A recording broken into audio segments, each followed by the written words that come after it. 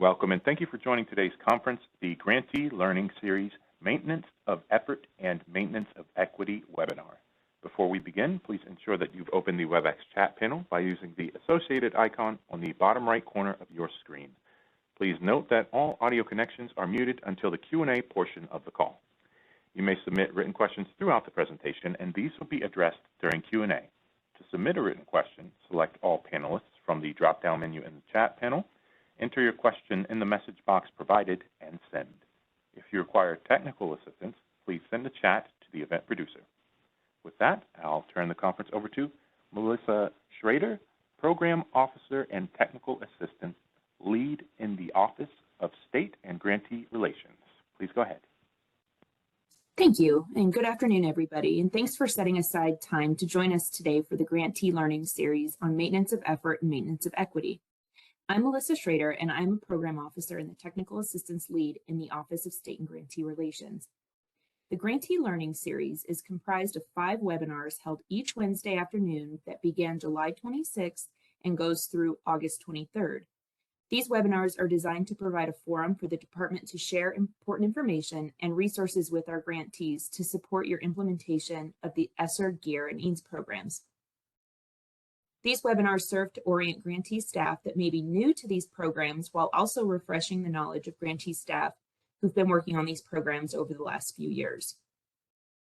This afternoon, we're joined by my colleague, Sarah Lavin-Jones, who is a Program Officer and the Maintenance of Effort and Maintenance of Equity Lead in the Office of State and Grantee Relations. She's prepared a presentation to provide an overview of the Maintenance of Effort and Maintenance of Equity requirements for the SGR and EANS programs.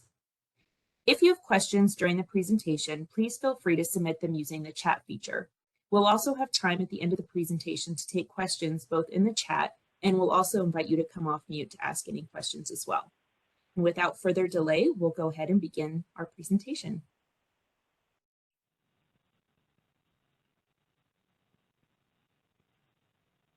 All right, so today in this presentation, we're going to be focusing on maintenance of effort and maintenance of equity. And so what we're hoping that folks will be able to take away is an understanding of the maintenance of effort requirements, the related policy guidance, and reporting deadlines. And the same for state level maintenance of equity, as well as local level maintenance of equity.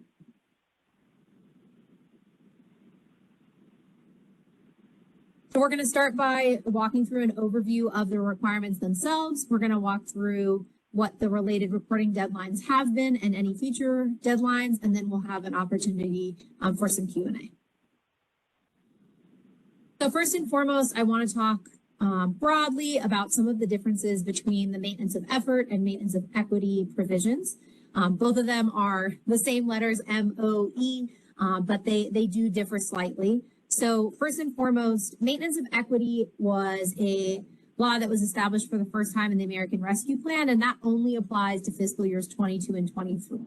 Maintenance of effort applies to all the fiscal years that related to the COVID funds. So that's 2020, 2021, 2022, and 2023. Focusing on maintenance of effort first, and again, we're going to do a deeper dive here. The baseline fiscal year, so the point of comparison that we're looking at to determine whether a state has met the requirement in the maintenance of effort context is an average over 3 years, 2017, 2018, and 2019. And it looks at all the funds across the board that a state makes available for both public education, elementary and secondary education, and higher education. This is distinct from maintenance of equity because maintenance of equity looks at per pupil funding. So it's a different picture, a different way to look at how states are making money available. And it doesn't have any higher education component. It applies to a subset of school districts in a state that serve the highest concentration of students living in poverty. Again, we're going to talk more about the details of both. I think the other biggest difference to note with maintenance of effort and maintenance of equity, maintenance of effort, the Secretary does have waiver authority versus maintenance of equity. The Secretary cannot waive the requirements, but there are some exceptions. So now we've talked a little bit high level about the two policies. Let's take a deeper dive focusing on maintenance of effort.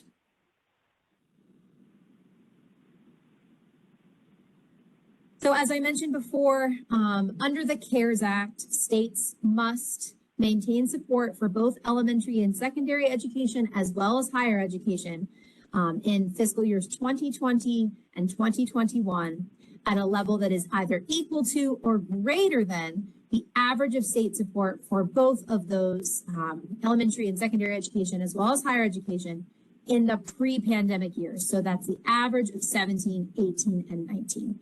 So this CARES Act maintenance of effort standard is pretty similar to other maintenance of effort provisions that the department oversees. However, the SRSA and ARP Act requirements shifted the way that we think about maintenance of effort a little bit. So it extended the policy to include fiscal years 22 and 23. But instead of looking at a straight dollar figure, it asks the department to look at the proportional level of state support. So in other words, what percentage of total overall state spending is the state spending on education? So if you think about state spending as a pie, what slice of the pie is going towards education? And it's the same baseline comparison years. It's the average of 17, 18, and 19. And again, looking at 22 and 23. At this point in the year, states have already submitted maintenance of effort data for the CARES Act requirement. Again, that was 20 and 21 and 22. Those are all final data, and we have received that from all states. So we appreciate everyone for your work on that, as well as interim FY23 data, and we've received that from all states as well. We will not have final fiscal year 23 data until March 15th of 2024.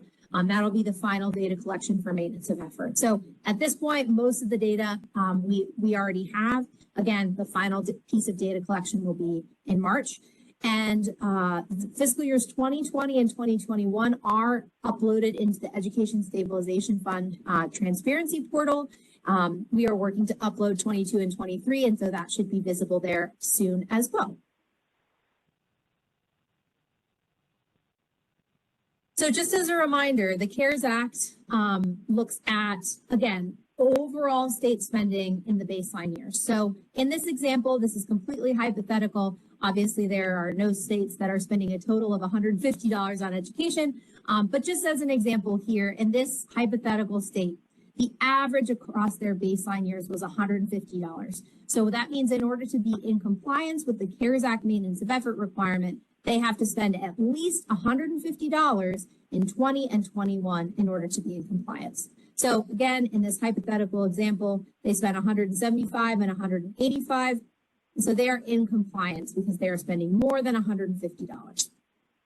On the higher education side, the average again of 17, 18, and 19 was 70. So this is the threshold, the baseline for the higher education requirement. In this hypothetical example, they spent $60 in fiscal year 20. And so as a result, they are out of compliance because they had to spend at least 70. They spent $10 less, so they did not meet the requirement, but they did meet the requirement in 21. Now, SRSA, as I mentioned before, changed the requirement to look at the percentage of education spending. So this in this imaginary state in the baseline years spent 27% of their total budget on elementary and secondary education. Again, that's the average of 17 and 18 and 19. So the SRSA Act extended the requirements just to fiscal year 22. In this hypothetical example, the state spent 28.5%. So the percentage of spending increased compared to the baseline, and so they met the requirement. For higher education, the hypothetical example is that they spent 12.6%. In 22, they spent 12.8%, and so therefore they are in compliance. American Rescue Plan, again, same concept as the SRSA and ARP Acts, so you'll see the same percentages, and it just extends the requirement out to 2023. So in this example, the state did meet the requirement in 22 because 28.5 exceeded 27%, but in 23 they did not meet it because the state had 26.5%.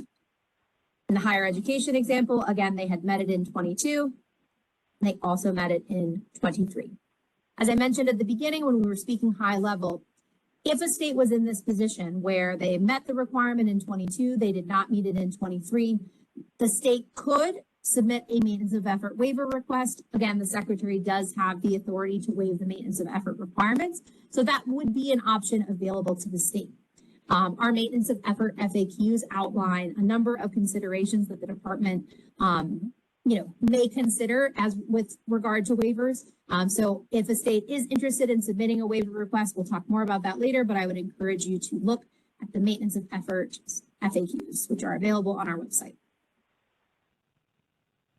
So as I mentioned before, the SRSA and ARP Act changed maintenance of effort to look at it in as a proportional measurement. So that meant we were looking at percentages of education spending. Since the department was implementing this, and it is a somewhat new provision in terms of the way that we think about maintenance of effort, one thing that we noticed from states is that when they were comparing the proportional levels in 22 or 23 to the baseline, states were using different decimal places. So to create consistency and provide additional guidance, what we have said at the department is that when comparing either, again, 22 or 23 proportional levels of support to the baseline years, the average of 17, 18, and 19, states may, at their discretion, round the difference of those two numbers to the nearest whole number using standard rounding procedures. So, for example, if the difference between 22 and the baseline year, if that difference already exceeds 0, that means they spent more as a proportion of their state budget than the baseline years. The state's in compliance. So, the state can still elect to round if they choose, but, they've met the requirement. If a state is comparing spending in 22 to the baseline and that difference is a negative number, but it's within negative 0.1 to negative 0.5, that difference less than 0.5 could be rounded down to 0 and therefore is, a de minimis difference. And so if a state chooses to do that, if the difference is within this middle range here, again, from negative 0.1% to negative 0.5%, the state could elect to round and would therefore be in compliance. That said, if any difference between 22 and the baseline or 23 and the baseline is larger than negative 0.5%, that would exceed the department's rounding allowance, and so the state would not be in compliance. Again, I would encourage you to reference the maintenance of effort FAQs. We give a number of specific examples of how to apply that rounding allowance if you so choose. So if this is something that you think might apply to your state, I would encourage you to review the maintenance of effort FAQs. As I mentioned, the secretary does have waiver authority related to all the maintenance of effort requirements under CARES Act, SRSA Act, and ARP Act. And the secretary can waive those requirements to relieve a fiscal burden that a state has endured as a result of the COVID-19 pandemic. As I mentioned before, if you are interested in submitting a maintenance of effort waiver, all of those considerations and appendices and related data that's required to submit a waiver are available on our maintenance of effort website and in our maintenance of effort FAQs. At the end of the presentation, I will include links to all of those things. We also post all maintenance of effort waiver requests that the department has received on our website. So if you're interested in looking at what another state has submitted, those are all publicly available. At this point, the department has received 22 maintenance of effort waiver requests, 13 of which were withdrawn by the state after receiving technical assistance. So they were withdrawn ultimately because the state demonstrated compliance with the requirements and did not need the waiver request. So if you see that on our website and it says withdrawn, that's why. So far, the department has approved 4 maintenance of effort waiver requests. One was for the CARES Act requirement for the Commonwealth of the Northern Mariana Islands, and then 3 have been related to the SRSA and ARP requirements. That's New Hampshire, New York, and West Virginia. The department currently has 7 maintenance of effort waiver requests that are pending that are still under review. We are now going to switch gears to talk about maintenance of equity.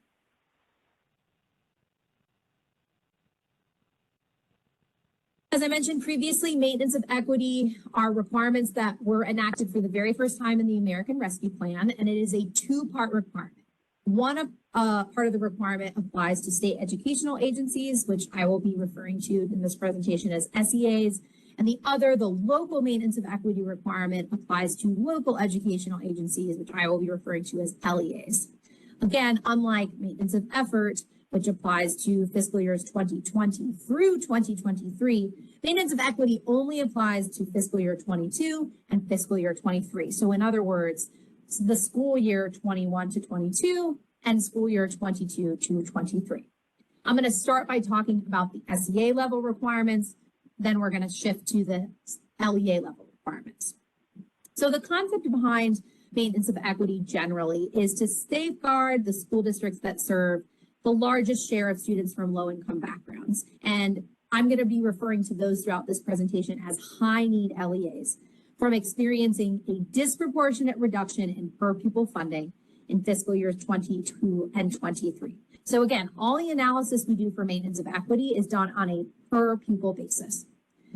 The second piece of the state level maintenance of equity requirement is that the same set of school districts can't receive a decrease in state per pupil funding compared to their pre-pandemic, their 2019 level. And this subset of districts we call high poverty districts. In a second, I'm going to show you the process a state might use to identify these districts. But again, no, there's 2 points of comparison. The first point of comparison for high need LEAs looks at disproportionate reductions in 21 compared to 22, in 22 compared to 23, and highest poverty LEAs are looking at reductions compared to pre-pandemic 2019 specifically. Unlike maintenance of effort, there is no waiver authority for maintenance of equity, and there are no exceptions to the state level maintenance of equity requirement. So all states are subject to the requirement. However, there are some exceptions that were built into the American Rescue Plan for the school district level requirement that I will talk through momentarily. So I'm going to talk through how an SEA might identify their high need and highest poverty districts, starting with high need. So the district's definition of a high need district is one that has the highest percentage of economically disadvantaged students in the state and collectively serves not less than 50% of the state's total enrollment of students. So in this hypothetical example I put together here, this state took all of the districts within their state. Again, this is a hypothetical example with a small number of districts, and they ranked those districts from the highest concentration of students being served by the districts that are in poverty to the lowest. And the measure, the poverty measure that we asked states to use is SAPI. More information about SAPI data and this ranking system is available in our maintenance of equity FAQs along with additional examples. So I definitely encourage you to check that out if you have additional questions. So in this example, the first thing that the state did, again, they ranked districts from the highest percentage of students living in poverty to the lowest. And then again, to determine which districts are high need LEAs and are subject to the requirement that per pupil funding can't be cut disproportionately, we have to capture at least 50% of students in the state. So in this example, just 1, 2, 3, 4 districts didn't quite get us to that 50% mark. And so we rounded up to 5 districts, and that pushed us over the 50% mark to capture the high need districts. The second identification is the highest poverty districts. So a highest poverty district is also a high need district. It's a subset of this same group. And while the high needs captured 50% of students in the state, highest poverty captures 20% of students in the state. So as I mentioned before, these are all high need. And these two are highest poverty LEAs, again, because they're capturing the top 20% of students in the state. As a reminder, these districts, Ella Fitzgerald ISD and Billie Holiday ISD, are subject to both requirements. They are both a high need district and a highest poverty district. So that means a state cannot cut funds on a per pupil basis to Ella Fitzgerald ISD or Billie Holiday ISD disproportionately in 22 or 23, and they have to receive at least the same amount that they received in 2019 on a per pupil basis. That's the distinction between highest need and highest poverty. So focusing on a specific example here, this table is from our FAQs. Again, definitely recommend checking those out for additional details.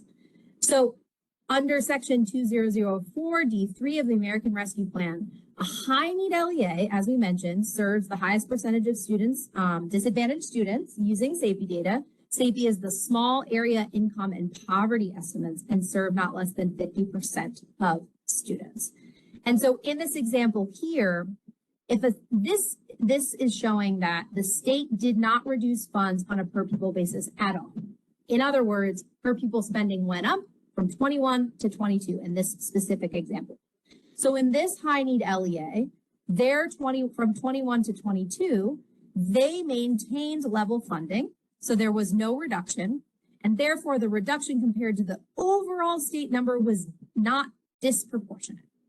So that's why you're seeing this highlighted in green, because the state met the requirement for this high need LEA. The reason why this example is out of compliance is because, again, our baseline is that the state did not cut funds. So the state increased money. However, at this high need LEA, their funds were reduced by $50 per pupil. And so that is a disproportionate reduction compared to the state, since state funding was not cut overall. Therefore, this district is out of compliance. In the second example, the state did cut funding overall, looking at all school districts across the state on a per pupil basis. That in and of itself is not a compliance issue, right? Now it's just a different test, because other districts that are high need can also receive a per pupil cut of $100, because that's the comparison to the state. There's only a compliance issue if that cut exceeds $100. So for example, here, this district, this high need district, had a reduction of $150 per pupil, whereas the statewide reduction was only $150. So that's why this is disproportionate. It's $50 more than the overall reduction, and therefore this district is out of compliance. However, these districts are in compliance because even though they saw a reduction, right? This one, the middle column saw a $100 reduction. The far right column saw a $50 reduction. Those reductions are less than the overall state reduction, and therefore the state has maintained equity in those high need LEAs. For fiscal year 22, the comparison looks at 21 compared to 22. So it's a 1-year look back. In fiscal year 23, it's also a 1-year look back. So it looks at 22 compared to 23. So highest poverty LEAs have a different test than high need LEAs. As a reminder, the highest poverty LEAs are from the same set of high need LEAs, but these capture just 20% of the students in the state, and these are the most economically disadvantaged LEAs in the state. So unlike high need LEAs that look at disproportionate reductions, highest poverty LEAs, it is an absolute funding requirement that in 22 and 23, a highest poverty LEA gets at least the same amount that they got on a per pupil basis in 2019. So in these examples here, this first row, the district got 10,000 per pupil. And so in 22, they got 10,000. They at least met what they got in 2019. And so the state would be in compliance.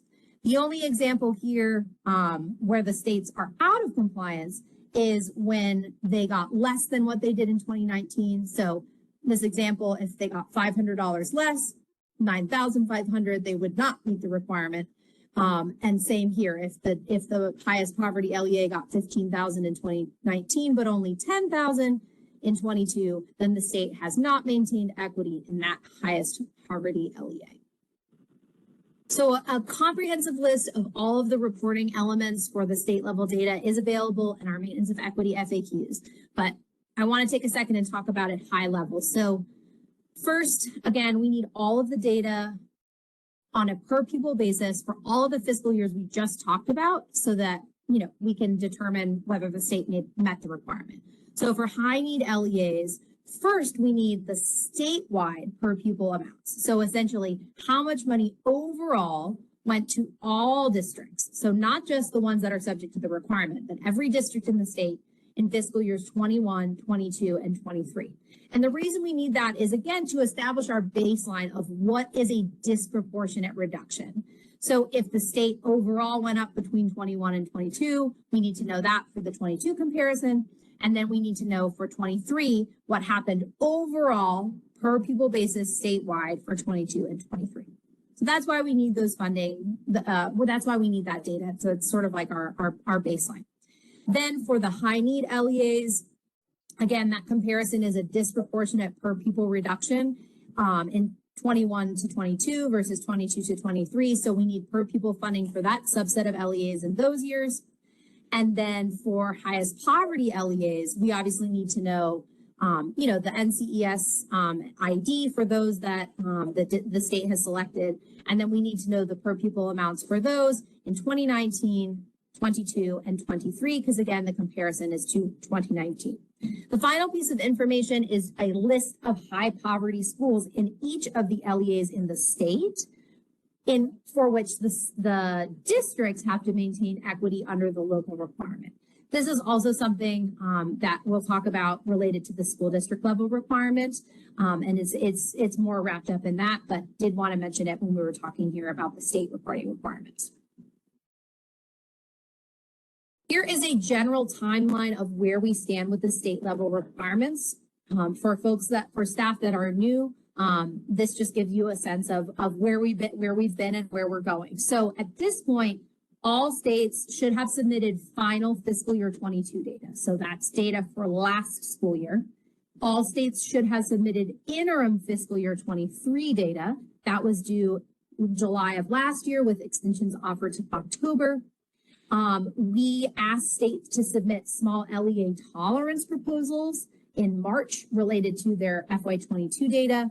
And last but not least, the final FY23 data is coming up to be due on July 31st. So if you are, in a state that has not met any of these reporting requirements, I encourage you to reach out to your program officer.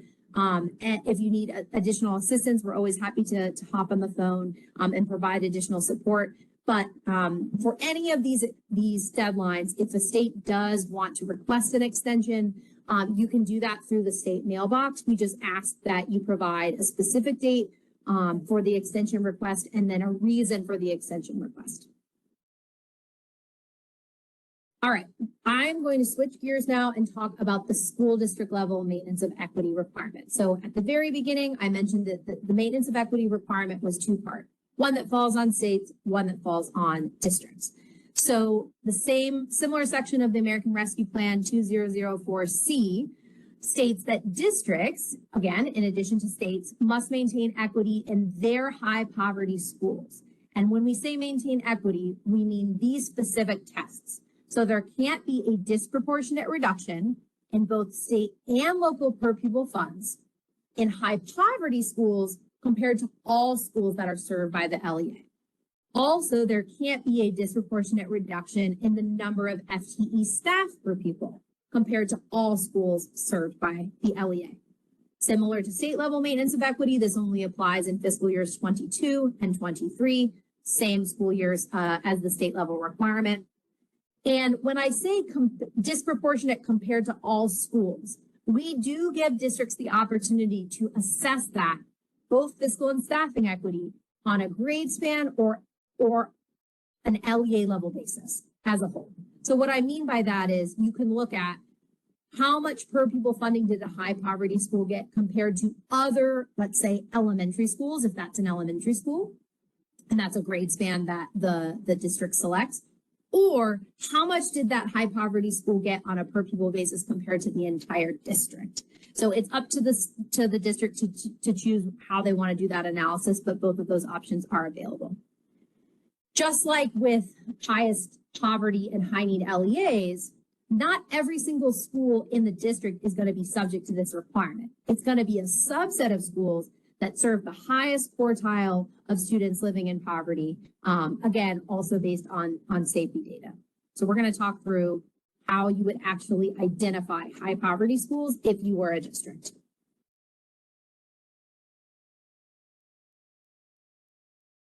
Again, a high poverty school is the school that serves the highest quartile of schools served by the entire LEA based on the number of economically disadvantaged students that attend that school. So this is an example from our FAQs.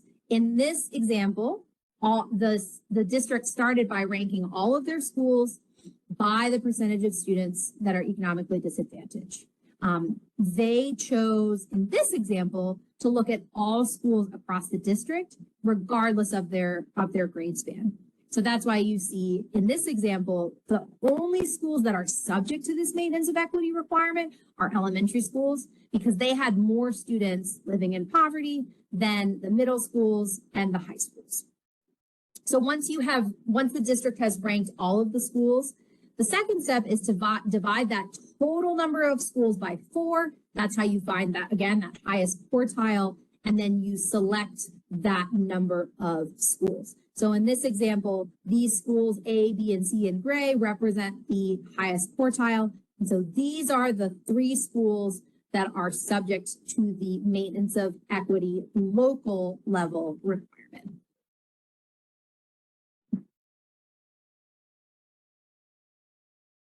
So as I described earlier, in this example, if you're trying to figure out the highest quartile, there's 9 schools and you divided that by 4, it's only going to get you 2.25 schools. Since 0.25 of a school is not a round number, the FAQs say that states must round up. And so that's why we ultimately selected 3 schools to be highest poverty out of the 9 total in the district. Now, this is the same concept, but doing it on a grade span basis. So instead of looking at the entire district and the distribution of students living in poverty, this looks at the distribution in each specific grade span. So as you can see in this district, they have 1, 2, 3, 4, 5, 6 elementary schools, 2 middle schools, and a high school. And so we know that the district has to pick 3 high poverty schools. Again, it's the 9 schools divided by 4, rounded up to 3. And so if the district chose to do it this way on a grade span basis, they would ultimately select the 1 school from each grade span, right? That's just how it happened to be in this example. And so they selected school A, school G, and school I, because these are the schools that serve the most kids in poverty within the elementary school grade span, the middle school grade span, and the high school grade span. So either way, the district can select it, can select their high poverty schools using this way, using the other way. It's completely up to the discretion of the district.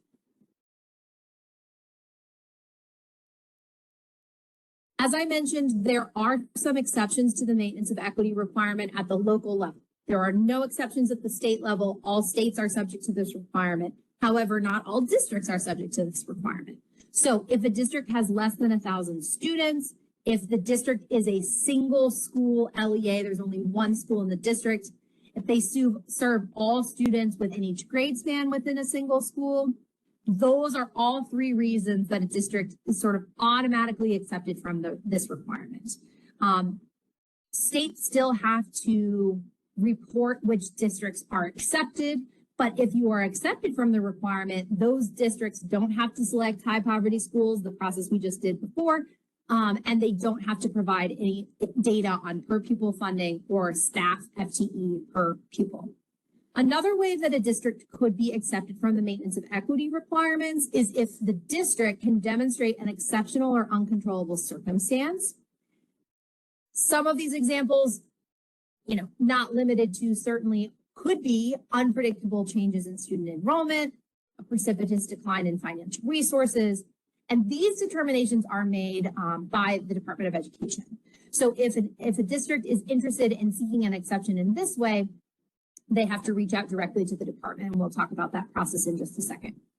In addition to all of these 4 exceptions, the secretary also determined that if a district did not have an aggregate reduction in combined state and local per pupil funding in 22 compared to 21 or 23 compared to 22, that they have also demonstrated an exceptional or uncontrollable circumstance that warrants an exception from the maintenance of equity requirement in that fiscal year. So in essence, there are 5 total ways that a district could be accepted from the requirements. So if you are trying to figure out, if you are a school district and you are trying to figure out, or you're a state and you're advising school districts on how they figure out if they are eligible for a maintenance equity exception, my recommendation is the first thing to do is think about what are the automatic exceptions. So is my district small, right? Does it have just a single school? Does it serve all students within the same grade span? If that's the case, then you are automatically accepted. So the state should keep a record of the districts that are accepted. That should be made available on their website, but no additional forms need to be provided to the department or anything like that, and no requests need to be sent to the department. But if you have more than 1,000 students, if you don't meet any of these categories 1, 2, or 3, the next thing to think about is, does the district have an exceptional or uncontrollable circumstance that prevented them from meeting the requirement? If that's the case, then there's 2 types of, exceptional or uncontrollable circumstances. So the first thing that we encourage state districts to do is take a look at how much money overall did the state make available, did the district make available on a per pupil basis to all of their schools. And if that amount increased either from 21 to 22 or 22 to 23, then the district can be accepted from the maintenance of equity requirements and they do not need to report. The way that they do that is by signing Appendix B. Appendix B is available in the maintenance of equity FAQs, and districts should submit that to their state educational agencies. SEAs should keep these on file and then add these districts that ultimately are accepted to their list of accepted districts that are made available on their website. Now, if after doing that analysis at the district level, you identify that you have reduced funds to all schools on a per pupil basis, again, from 21 to 22 or 22 to 23, that's okay. That doesn't mean that you have a maintenance of equity violation. It just means that you can't get an exception by signing Appendix B. But it also doesn't mean that you can't get an exception at all. So your last opportunity to seek an exception would be to submit a formal request for exception to the department. You do that through your state mailbox, which is the name of your state.oese@ed.gov. There is not an appendix or a form that you have to fill out, but in the request, we ask that you document what is the exceptional or uncontrollable circumstance that has prevented you at the district from meeting the maintenance of equity requirements in your high need schools. So I would encourage you, we do provide some potential examples in our FAQs. So if you're interested in submitting one of those requests, I would encourage you to look there. Once districts submit exception requests, we're happy to get on the phone and discuss them further. But that is the final way that a district can seek an exception request. As I mentioned before, if a district is asking for an exception due to an uncontrollable circumstance, that is a written request that comes to us at the department via the state mailbox, and we encourage you to copy your SEA officials so that they understand that you've made the request.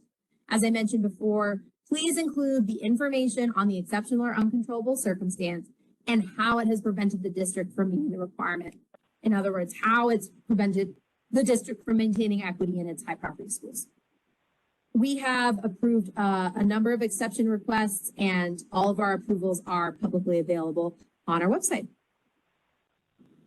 So this is a recap of the information that I previously shared related to the exception requests for districts that have not reduced aggregate funding on a per pupil basis. Just as a reminder, as I mentioned before, these exception requests do not go to the department. If a district has not reduced funds on a per pupil basis and wants to be accepted for that reason, they should sign Appendix B. Appendix B is available in our maintenance of equity FAQs, and they should send it to their SEA. The SEA is the one collecting these forms and ultimately reporting to the department the number of districts that signed these forms. And this is an exception that's available for both fiscal years 22 and 23.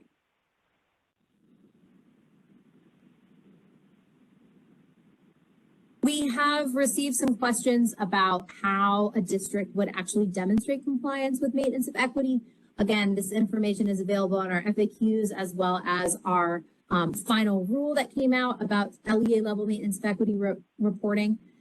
So just so folks are aware, for the purpose of demonstrating compliance with the maintenance of equity requirements at the local level, in terms of the data that states are using, states may use allocations or budgeted data, or per pupil expenditure data from Title I Part A report cards. If a district is deciding whether or not to use per pupil expenditure data, an LEA may review prior year per pupil expenditure data to inform its approach to monitoring and assess the likelihood of a maintenance of equity violation proactively. But we do acknowledge that districts using per pupil expenditures will not know whether they maintained equity until after the school year ends. And so as a result, a district may not be able to actually remedy a maintenance of equity violation in the school year in which it happens. So if that is the case, and the district does not maintain equity and can't make adjustments in that year, the LEA can make adjustments to either funding or FTE staff in the next year to ensure that their high poverty schools in the district are treated equitably.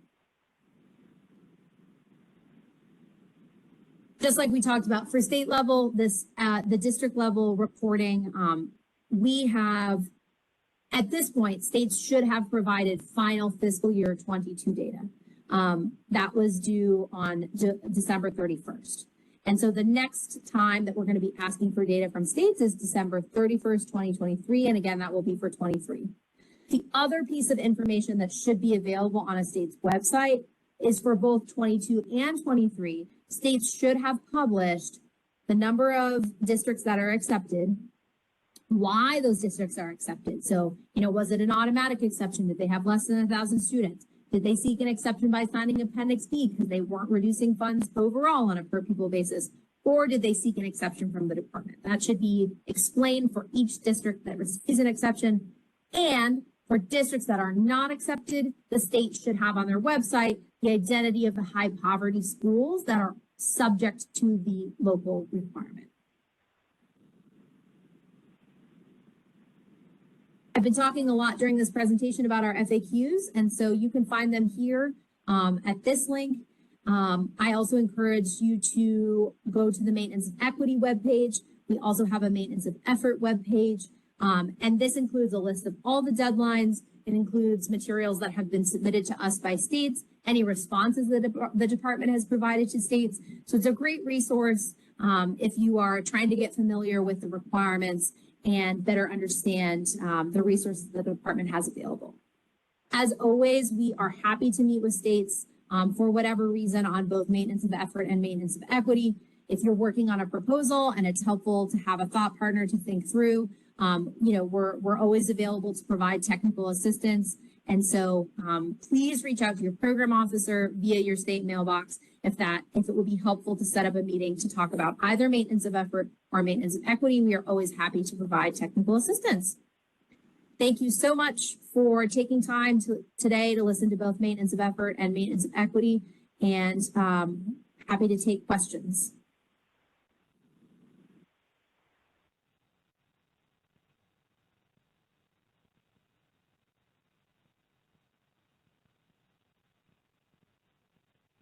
Have any questions, please feel free to enter them into the chat or to come off mute, and we're happy to take those questions. Okay, and just to give you a reminder of how you can put yourself in the question queue, feel free to use the WebEx raise hand icon, which you'll see right above the chat there. Excuse me, to the left of the chat. At that time, we'll go ahead and unmute you, and you'll hear a beep tone.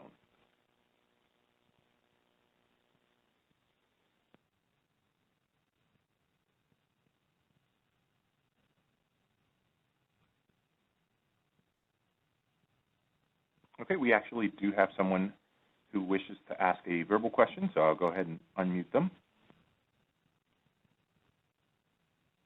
Stevens from Utah.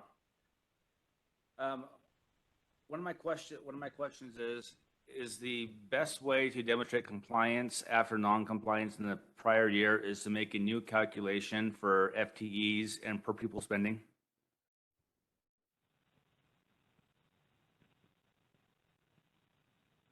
question. Just make sure I understand what you're saying. You're talking about the school district level requirement. You're asking about the best way to demonstrate compliance with staffing equity. Is that right? Staffing and or fiscal equity.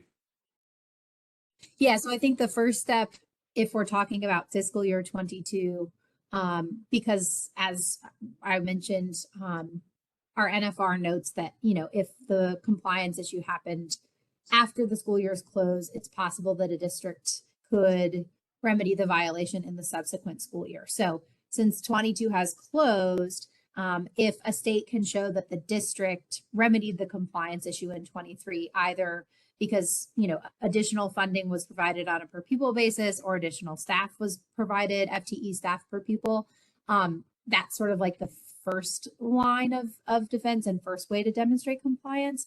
So that would be my recommendation. Okay, thank you.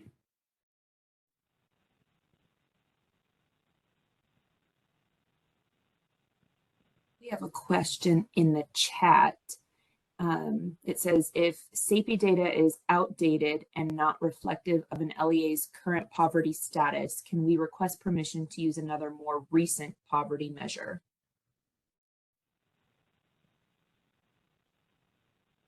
Ozzy, you can certainly request it.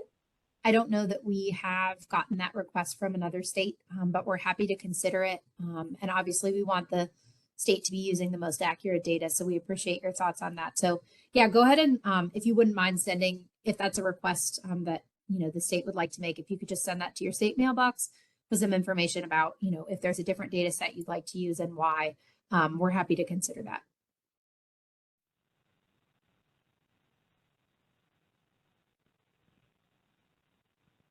We have another question in the chat. If the final SCA MOEquity report has been submitted, should we expect a letter of compliance or just look for it to be posted on the OESE website?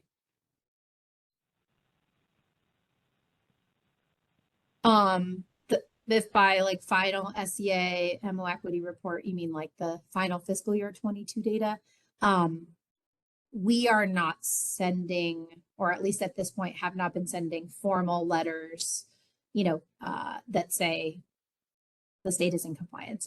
If that's something that you need, you know, whether it's for an auditing purpose or whatever, please let us know. But all of the correspondence that we have provided to states, whether it's about compliance status or approving a tolerance proposal, that's all available on the Maintenance of Equity webpage. So I can drop that in the chat. So if you're interested in just general communication that we've had with your state or any state, you can kind of get a sense of, you know, all that communication. It is available on our website.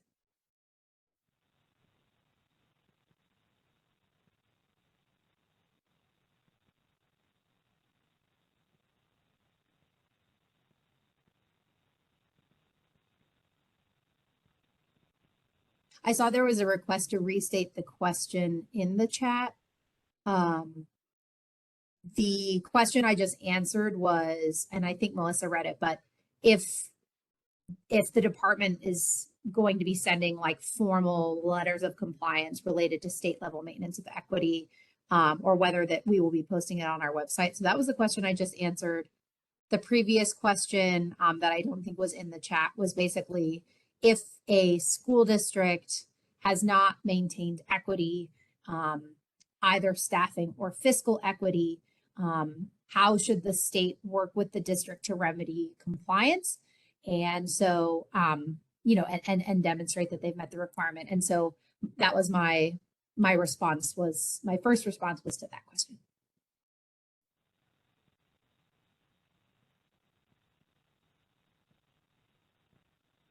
Are there any other questions that I should restate?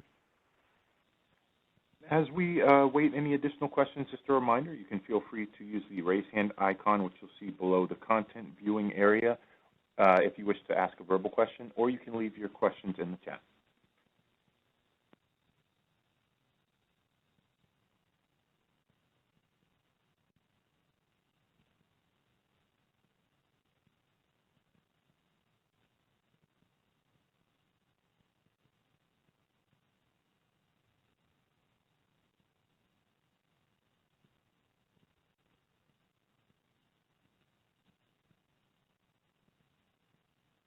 I know I dumped a lot of information on you all, so definitely encourage you all to, in your own time, continue to review the recording.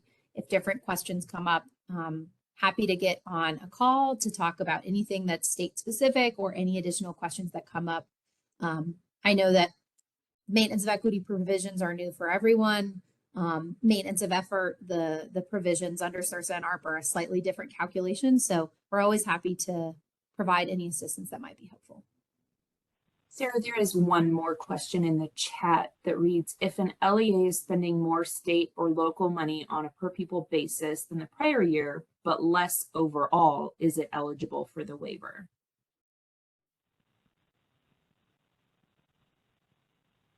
I think the answer is yes, but let me read you exactly what it says in the appendix.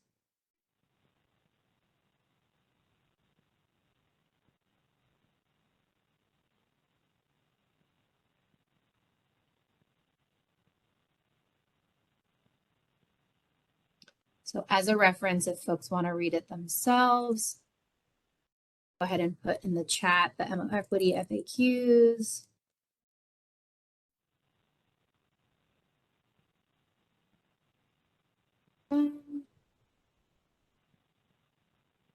I am on very last page, page 29.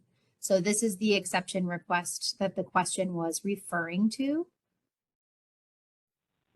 So it says, basically in submitting this certification, the key line that answers the question is the LEA is certifying it will not implement an aggregate reduction in combined state and local per pupil funding for the relevant fiscal year. So again, 21, 22, or 22 to 23. So yeah, the analysis we're asking the district to do is on a per pupil basis. So if the district can certify that, they can sign the appendix and they are accepted from the requirement at the district level.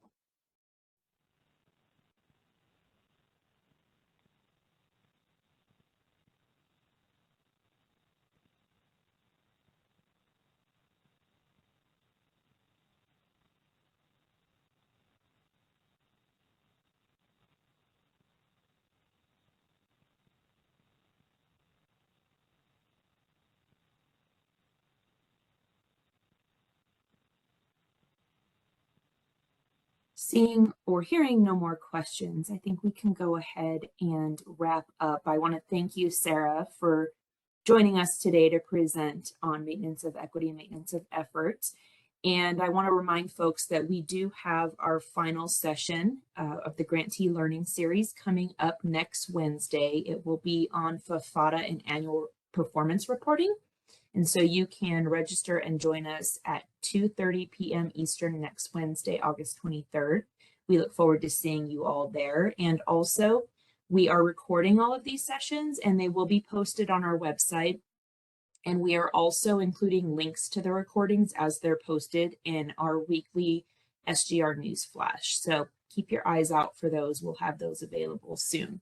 So again, thank you everybody and have a wonderful afternoon. That concludes Thanks, our conference. Appreciate your interest in this. Thank you for using Event Services. You may now disconnect.